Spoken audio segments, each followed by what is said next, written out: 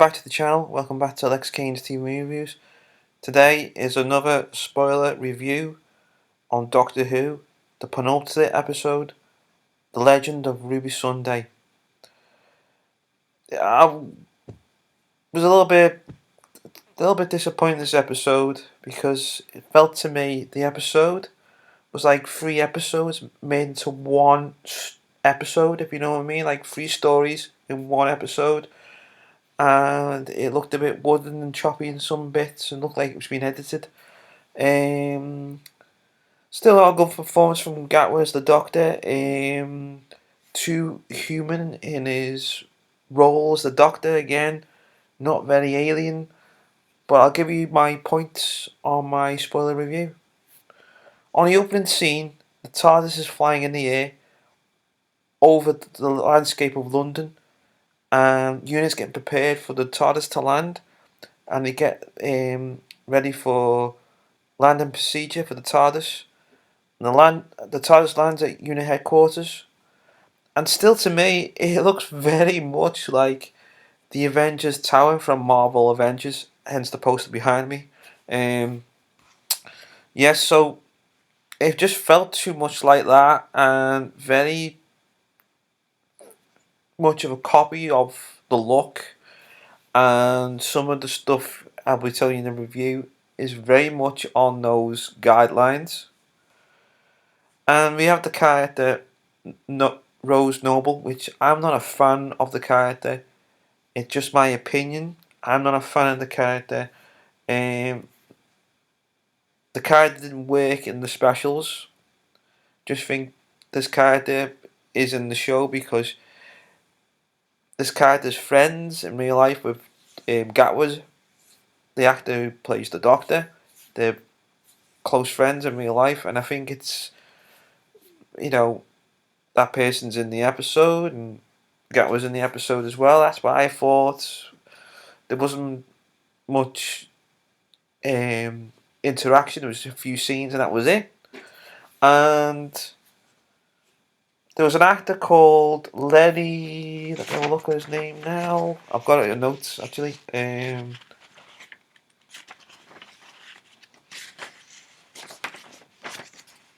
just look for his name. Bear with me. Lenny Rush was a new character into the Doctor Who universe, they're calling it now, aren't they? Who universe. He had a very Time Lord look to him, even though he's playing a human character, a young whiz kid scientist.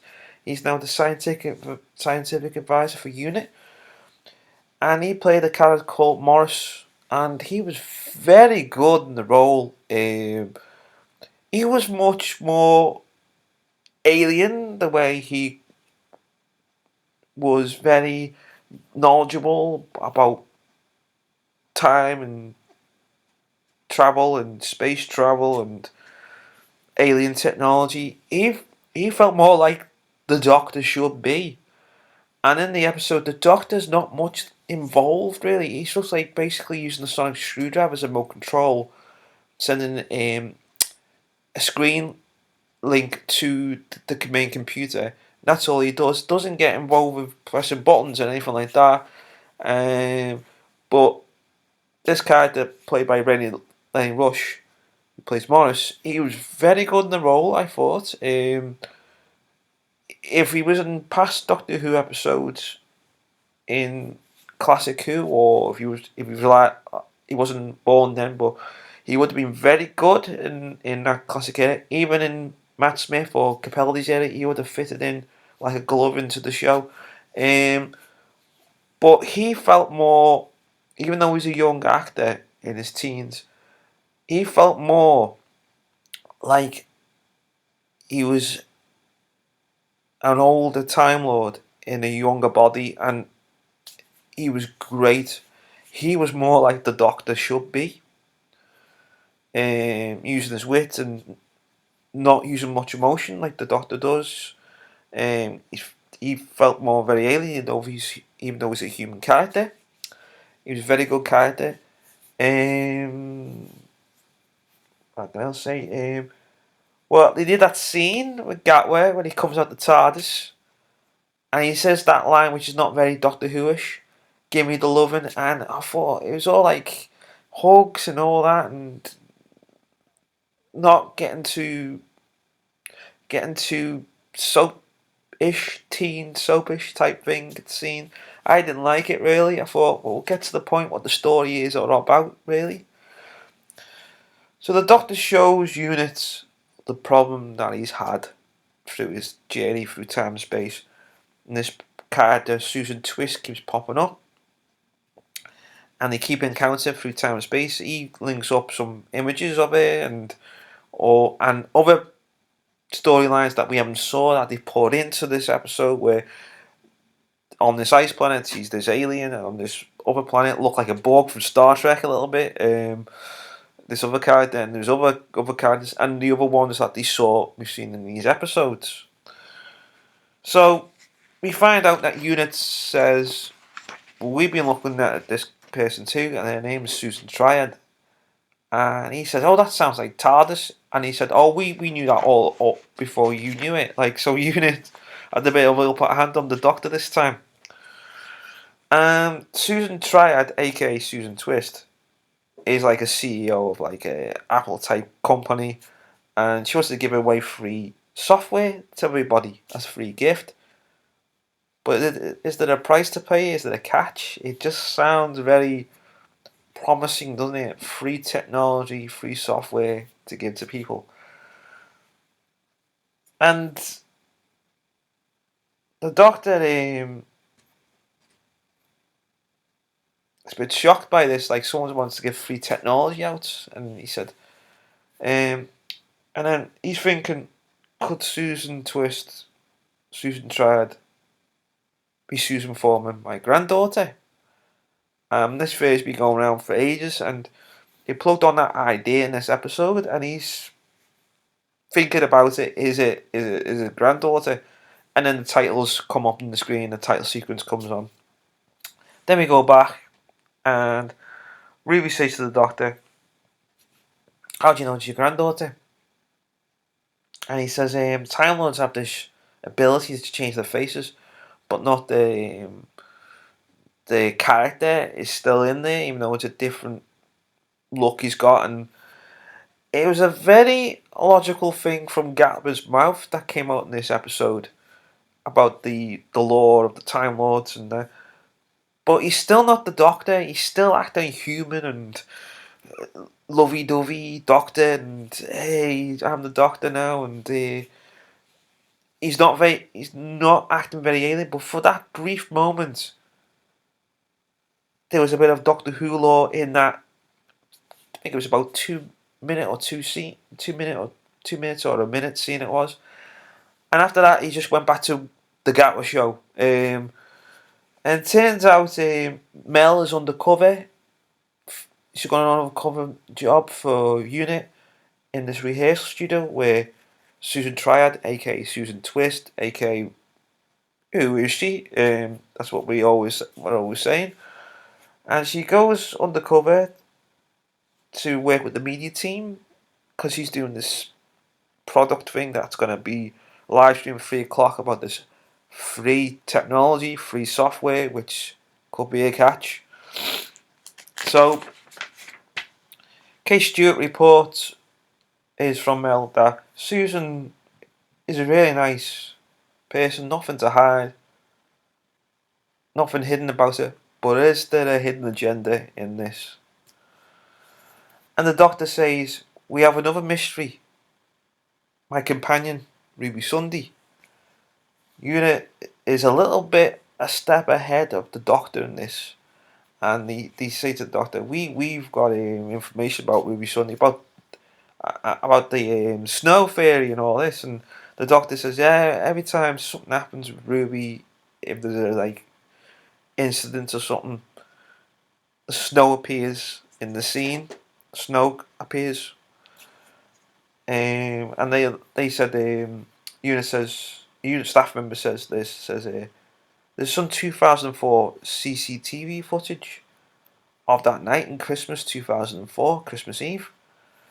Unit as also says they've got the technology to sharpen the picture to see possibility what the mother may look like, and Ruby's got a copy of that video, which is the only link to her birth mother, if it is the birth mother who dropped her off at Ruby Road on um, Christmas Eve 2004. So she goes home to her adopted mother's place to find this videotape. That is evidence to see if they can clear any other footage that could be fixed, because on the video footage said there was a lot of snow. They couldn't see who was there, but with Unit's technology they can sharpen the picture to see who this person could be. So meanwhile, back with Mel, she's still undercover in the media studio rehearsal place where she's working, and she's thanking Susan for her time. Mel shakes hands with Susan. She has a device in her hand. It looks like some kind of DNA tracker device. See if she is something else than human, or a human who doesn't know who they are and mysterious about. And there's a mystery about this entrepreneur, how she just appeared. So Mel goes on a motorbike back to unit headquarters, and Ruby's at home with her adopted mother, searching through the boxes, and they get the videotape. And Ruby's adopted mother wants to come to unit headquarters, so she decides to go with Ruby. So Ruby's adopted mother asks to get Mrs. Flood to look after grandmother, Ruby's adopted mother's real mum. A adopted grandmother, which is Ruby's, a bit of a twist of words there. So Ruby goes, asks Mrs. Flood comes in. She asks how quirky and eccentric. Then they go to the unit headquarters, and meanwhile we're back with Mrs. Flood and Ruby's adopted grandmother. And Ruby's grandmother asks for a cup of tea like she normally does, her character. Mrs. Flood says something very strange, very bizarre, and says, "Don't we all, my dear?" And she's looking at the window, and Ruby's adopted grandma's thinking she's acting a bit strange here. I mean, she is strange, but this is very strange behaviour.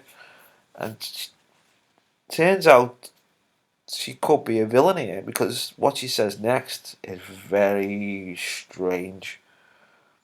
"A storm's coming. He waits no more." A storm is coming.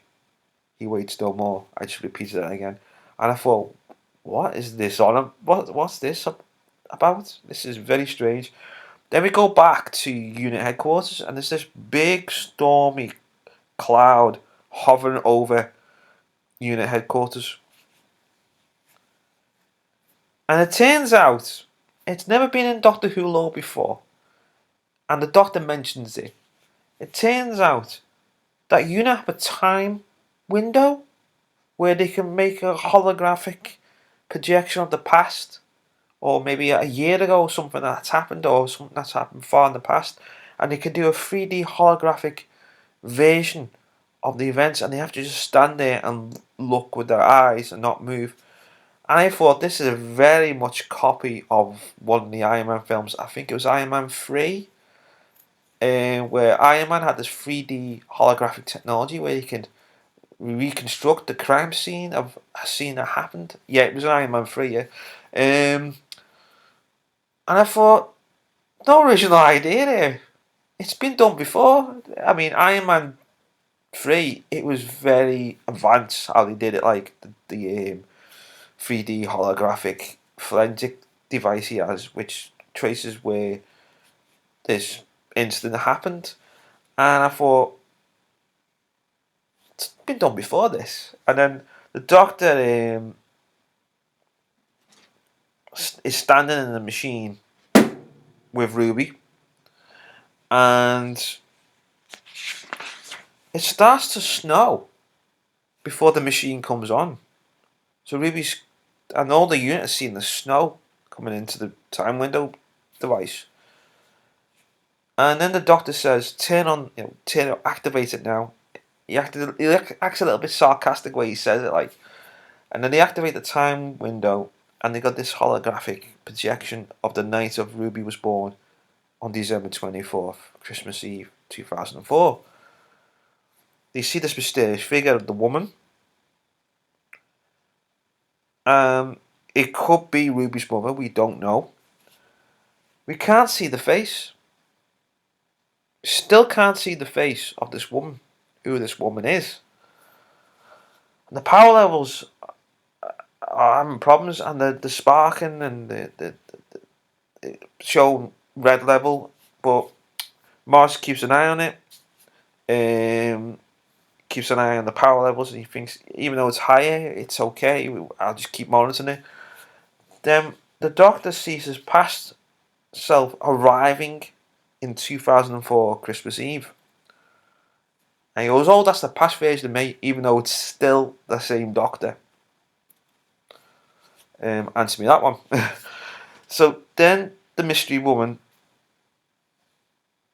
looks and points at the 2004 version of the Doctor, points at him, and is pointing, and he says, "There's different versions of this time I've seen in different versions of it," and I thought, that's a bit weird.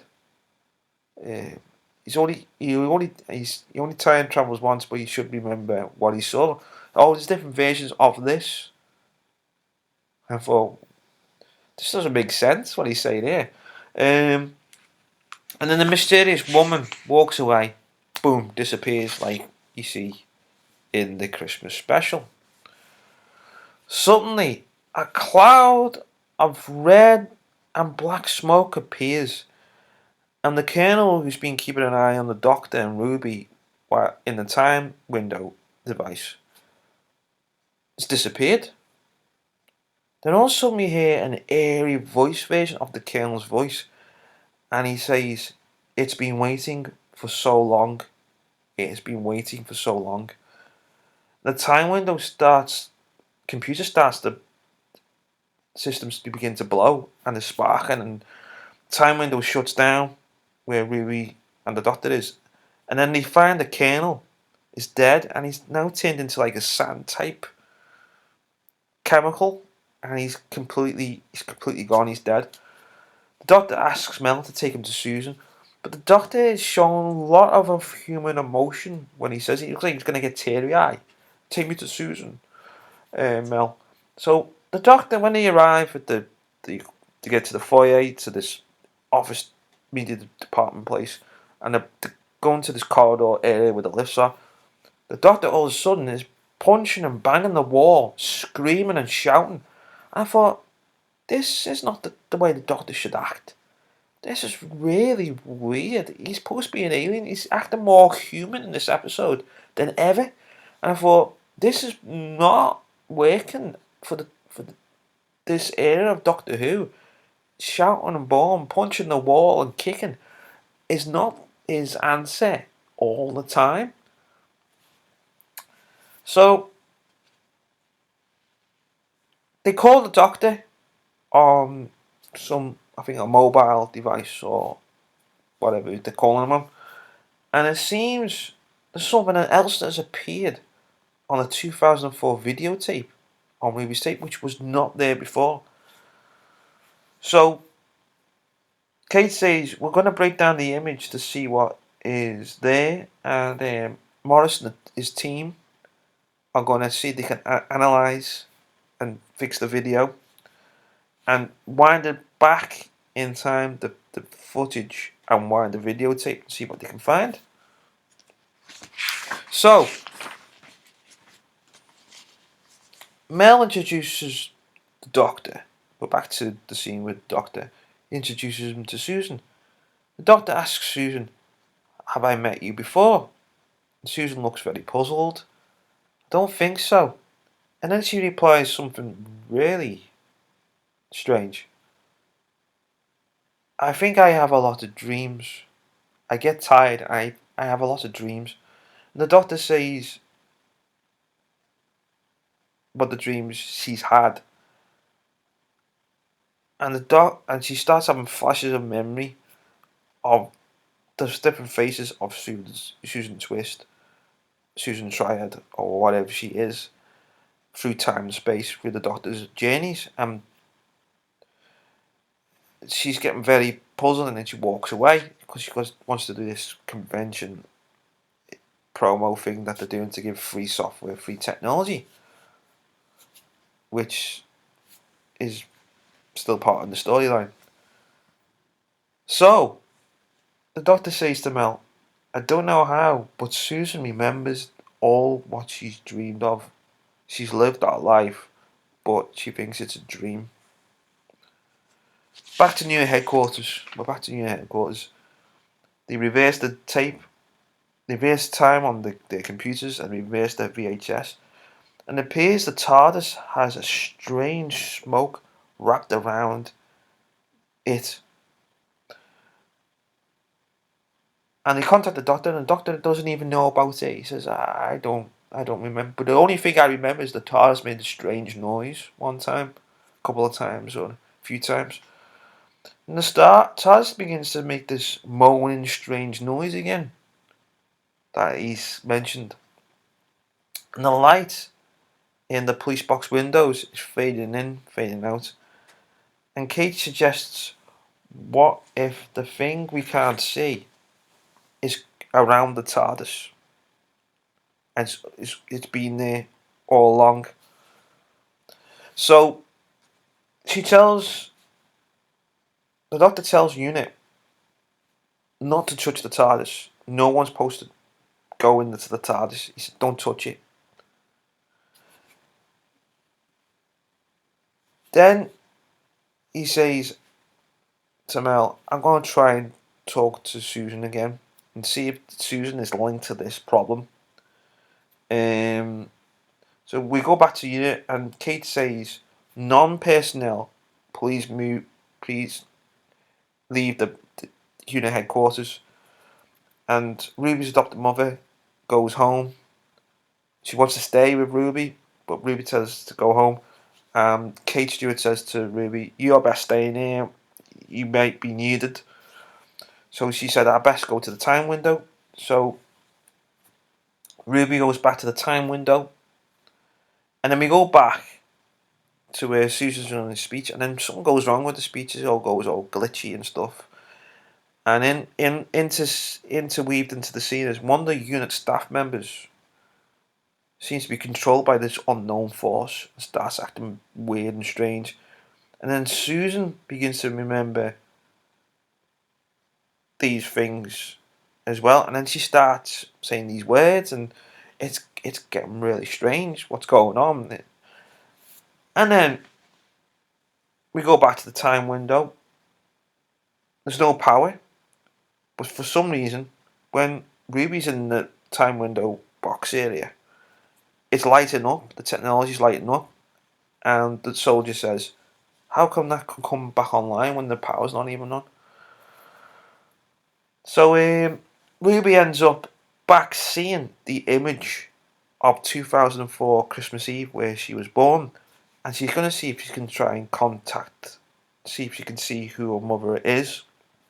And it's still a mystery who this mother is. And then we go back to the place where Susan Triad is, and this anagram changes to the name, and it's been going around for weeks on end. And I said recently on a podcast on YouTube, a live stream and they all agreed on this. It says, we just hope it's not this character because it only worked for this Doctor, which was Tom Baker's Doctor Who. It only worked in his storyline because that was the second season he did it in. It turns out all along in this episode of part 1, it's Sutekh the Destroyer. And they got the original guy to do the voice again. He's a brilliant voice actor. But I thought to myself, why? This Doctor hasn't had a classic enemy to fight in any of the episodes beforehand. They brought back a classic enemy for his Doctor. His Doctor's not working. And he's fighting a classic villain, which is... We only met in 1976, I think. And we never seen him ever again in Classic Who or Current Who or whatever you want to call it now. Disney Who. To me, it doesn't work having him meeting an arch nemesis he's met once for the Fourth Doctor's era, and he hasn't had a classic villain to fight like the Cybermen or anybody, or any other classic villains like the Sea Devils. He's had new villains, which some of the villains have not worked, and they brought in a classic villain. I think it's been very rushed. To get this classic villain. The Doctor's petrified, and the Doctor was never petrified. He was in pain when Sutekh attacked him because he was in torture pain, but he would never show human emotion of being afraid of this villain. But, to myself, the only things that were good in it, I'm going to give you my score in a minute, was 4 performances that were very good for this episode. Everything else did not work. The Doctor did not work in this episode. And I'll tell you who they are.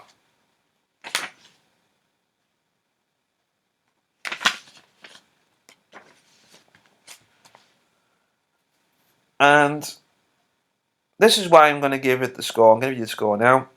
It's 2 out of 10. And the reason why I give it 2 out of 10 is, you might think, why are you getting 2 out of 10 if you don't like the episode that much? Is for the fantastic, standout, excellent performances from these 4 actors. Lenny Rush, who plays Morris, he was very much like the Doctor, the way he acted and the way he kept his emotions locked in, so he didn't show too much emotion. He was very much into his scientific work and very Doctor Who-y in his role, I thought. Barney Langford was very good in the role. Very different type of Mel, more of a serious type Mel, no screaming, which was good. And she was very good in the role in this. Jane Hollywood, is that how you say her name? Hollywood, if I got that wrong. The one who plays Susan Twist, Susan Triad, and whatever she is playing. She had a fantastic performance in this. I thought she was very good. She had more screen time. Fantastic performance. And Millie Gibson was very good as well in this. Everyone else, I mean, Kate Stewart was good, but she wasn't used much in the episode. She was more like hands-on if they needed her, and if she needed to be there, she'd be there. But the 4 key characters, they were fantastic in this episode. But the Doctor was too human again, and the only one that felt like he was playing the Doctor, even though he wasn't the Doctor, was Lenny Rush playing Morris, the character Morris. And that's the reason why I give it 2 out of 10. Subscribe to the channel. Take care. See you soon.